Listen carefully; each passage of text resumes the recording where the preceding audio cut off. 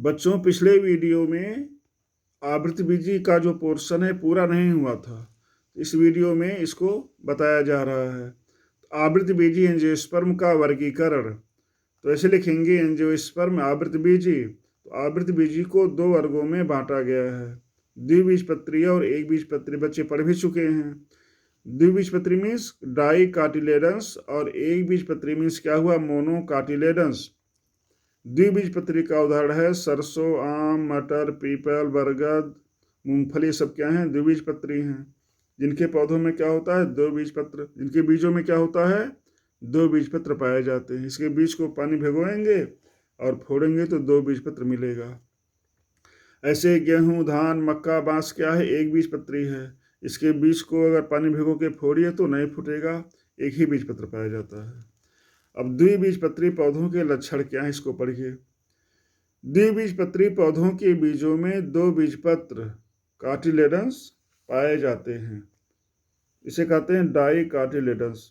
द्विबीजपत्री, दो बीजपत्र पाए जाते हैं।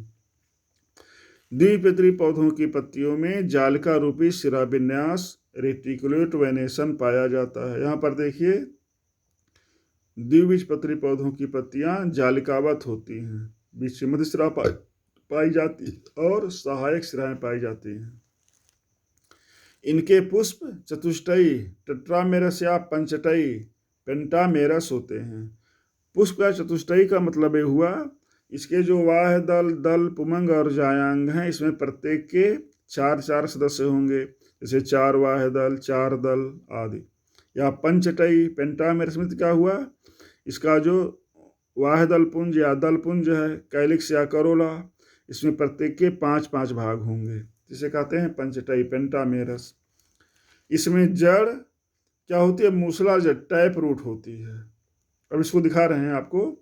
जैसे सरसों में, मूली में आप देखिए क्या होती है, एक मूसलाजड़ पाई जाती है। इस प्रकार से जड़ क्या होती है, उसमें मूसलाजड़ पाई जाती है। ये चीज इसे कहते हैं मूसलाजड़। इसमें से सहायक जड़ें निकलती हैं। तो द्विबीजपत्री पौधों की जड़ों में मूसलाजड़ टैप रूट होता है। नेक्स्ट है, द्विबीजपत्री पौधों में प्रायः द्वितीयक वृद्धि सेकेंडरी ग्रोथ पाई जाती है और पौधा मोटाई में वृद्धि करता है। तो एग्जाम में पूछा जाता है कि द्वितीयक वृद्धि सेकेंडरी ग्रोथ क्या चीज है। इसको ध्यान दीजिए कि पौधे के मोटाई में बढ़ने की क्रिया को द्वितीयक वृद्धि सेकेंडरी ग्रोथ कहते हैं। पौधों में एक रचना पाई जाती है, कहते हैं एधा कैम्बियम। तो कैम्बियम की कोशिकाओं में बार बार विभाजन के फलस्वरूप क्या होता है, द्विबीजपत्री पौधों के जड़ और तने मोटाई में वृद्धि करते हैं। इसे क्या कहते हैं, द्वितीयक वृद्धि कहते हैं, जैसे सरसों, आम, मटर आदि में। अब इसको साथ ध्यान, ये है सरसों का पौधा। तो सरसों में देखिए, सरसों क्या है, एक द्विबीजपत्री पौधा है। तो सरसों में देखिए क्या है, इसकी जड़ें क्या होती है, मूसला जड़ होती है। यह है मूसला जड़ टैप रूट। इसका जड़ और तना तो एक, क्योंकि एक वर्षीय ही है तो ज़्यादा मोटाई में तो वृद्धि नहीं करता, परंतु काष्ठी होता है। लेकिन इसके दूसरे पौधे हैं द्विबीजपत्री पौधों में, आम, पीपल, बरगद, क्या करते हैं, मोटाई में वृद्धि करते हैं। इनकी पत्ती में देखिए जालिकावत शिराविन्यास पाया जाता है। मध्य शिरा हो गया और मध्य शिरा से क्या होते हैं, बहुत सारी शिराएं निकलती हैं। इस प्रकार का जो शिराविन्यास, इसे कहते हैं जालिकावत शिराविन्यास रेटिकुलेट वेनेसन। तो द्विबीजपत्री पौधों की पत्तियां चौड़ी होती हैं, उसमें क्या होता है, जालिकावत शिराविन्यास पाया जाता है। तो ये है सरसों का पौधा। ये मूसला जड़ है, ये तना है, पत्तियां, फल, पुष्प और शीर्ष कलिका। ये है क्या चीज, पूरा ये द्विबीजपत्री पौधा सरसों का पौधा है। इसकी विशेषता क्या है, इसकी जड़ें मूसला जड़ होती हैं, इसकी पत्तियों में जालिकावत शिराविन्यास पाया जाता है, इसके पुष्प चतुष्टयी या पंचटयी होते हैं, अर्थात पुष्प के जो चार भाग हैं, वाह दल, दल, पुमंग और जायांग, इसमें प्रत्येक के चार चार या पांच पांच सदस्य होते हैं। ये पौधे में ज्यादातर पौधे क्या होते हैं, द्विबीजपत्री पौधों में मोटाई में वृद्धि करते हैं, अर्थात सेकेंडरी ग्रोथ पाया जाता है। इसके बीज में दो बीजपत्र पाए जाते हैं। ये सब क्या हैं, द्विबीजपत्री पौधों के मुख्य लक्षण हैं। ये देखिए गेहूं है, ये क्या है, एक बीजपत्री पौधा। कौन? गेहूं। तो गेहूं में देखिए जो एक बीजपत्री पौधा, गेहूं, धान, मक्का में, इसमें जो जड़ क्या होती है, ऐसे रेशे के भांति होती है। तो रेशे के समान जड़ें पाई जाती हैं, इसे कहते हैं अपस्थानिक जड़, एडवेंटिशियस रूट या झकड़ा जड़ कहते हैं। किसको? जो एक बीजपत्री पौधा है उसमें क्या पाया जाता है? अपस्थानिक जड़, एडवेंटिशियस रूट या झकड़ा जड़ पाया जाता है, या इसे कहते हैं रेशेदार जड़ें। इसके जो पौधे के तने हैं या जड़ मोटाई में वृद्धि नहीं करते, क्योंकि इसमें कैम्बियम या एधा नाम की रचना नहीं पाई जाती है। ये पौधे प्रायः एक वर्षीय होते हैं, कुछ पौधे बहुवर्षीय भी होते हैं। इसकी पत्तियों में क्या होता है? समानांतर सिरा विन्यास पाया जाता है। यह समानांतर सिराएं, पैरेलल वेन। तो एक बीजपत्री पौधों की पत्तियों में क्या होता है? समानांतर सिरा विन्यास पाया जाता है। इसके पुष्प क्या होते हैं? त्रिटयी होते हैं, अर्थात पुष्प के प्रत्येक भाग, वाह, दल, पुमंग और जायांग, इसके प्रत्येक सदस्य के 3-3 भाग ही होते हैं। तो इस प्रकार से क्या है? एक बीजपत्री पौधा है। कौन? गेहूं, धान, मक्का। इसकी विशेषता देखिए, दोनों में अंतर। इसमें अपस्थानिक जड़ है और इसमें क्या है? मूसला जड़ है। इसकी पत्तियों में समानांतर सिरा विन्यास और इसकी पत्तियों में जालिकावत सिरा विन्यास पाया जाता है। ये मुख्य विशेषताएं हैं। और बीजपत्री देख ही रहे हैं, इसके द्विबीजपत्री में 2 बीजपत्र और एक बीजपत्री में केवल एक ही बीजपत्र होता है। अब इसका लक्षण देख लेते हैं। यहाँ पर अब हेडिंग डालेंगे एक बीजपत्री, मोनोकाटिलेडन्स। तो इनके बीजों में केवल एक बीजपत्र पाया जाता है। नेक्स्ट पॉइंट, इनकी पत्तियों में समानांतर सिरा विन्यास, पैरेलल वेनेशन पाया जाता है। नेक्स्ट, इनके पुष्प क्या होते हैं? त्रिटयी, ट्राइमेरस होते हैं, अर्थात प्रत्येक चक्र में क्या होते हैं? 3 सदस्य होते हैं। इनमें प्रायः अपस्थानिक जड़ें, एडवेंटिशियस रूट पाई जाती हैं, जिसे झकड़ा जड़ या रेशेदार जड़ भी कहते हैं। नेक्स्ट है, इनमें प्रायः द्वितीयक वृद्धि, सेकेंडरी ग्रोथ नहीं पाई जाती, अर्थात पौधा मोटाई में वृद्धि नहीं करता। जैसे गेहूं, धान, मक्का, बांस, दूब, मोथा, ज्वार, बाजरा, ये सब क्या हैं? एक बीजपत्री पौधे हैं। अब देखिए इसे बांस है, तो यहाँ पे देखिए गेहूं, धान, मक्का तो एक वर्षीय है, बांस क्या है? बहुवर्षीय है। फिर भी बांस मोटाई में नहीं बढ़ता। बांस की मोटाई जितना शुरू में होता है उतना ही मोटाई बाद में। ये बांस है मान लो, तो जितना बांस का पौधा शुरू में मोटा रहेगा उतना ही लगभग 2 साल, 4 साल, 10 साल में उतना ही मोटा होगा। थोड़ा सा कोशिकाएं मजबूत हो जाती हैं, थोड़ा सा ये मजबूती इसमें आ जाती है, लेकिन बांस उतना ही मोटा होता है जितना पहले रहता है, ज़्यादा मोटाई वृद्धि नहीं होती। इसलिए क्योंकि इसमें कैम्बियम या एधा नाम की रचनाएं नहीं पाई जाती हैं, जिसके कारण क्या होता है? पौधा मोटाई में वृद्धि करता है। इस प्रकार से इसमें द्वितीयक वृद्धि नहीं पाई जाती। नेक्स्ट है आवृतबीजी एंजियोस्पर्म का आर्थिक महत्व। तो देखिए आवृतबीजी पौधों का बहुत ज़्यादा आर्थिक महत्व है। नंबर 1, भोजन के रूप में, भोजन प्रदान करने वाले। इसमें भोजन के कई पार्ट होते हैं, कार्बोहाइड्रेट, प्रोटीन, वसा, विटामिन। तो यहाँ पर देखिए कार्बोहाइड्रेट प्रदान करने वाले जैसे क्या हैं? गेहूँ, व्हीट, धान, राइस, मक्का, आलू, ये सब क्या हैं? कार्बोहाइड्रेट प्रदान करने वाले पौधे हैं। कार्बोहाइड्रेट से शरीर को ऊर्जा मिलती है। नेक्स्ट है प्रोटीन प्रदान करने वाले। तो जितनी दालें हैं वो सब क्या हैं? सभी दालों में प्रोटीन पाया जाता है, जैसे अरहर, पिगन पी, मटर पी, सेम, बीन, चना, उर्द, मूंग, ये सब क्या हैं? दाल वाले पौधे हैं। इससे क्या मिलता है? हमें प्रोटीन मिलता है।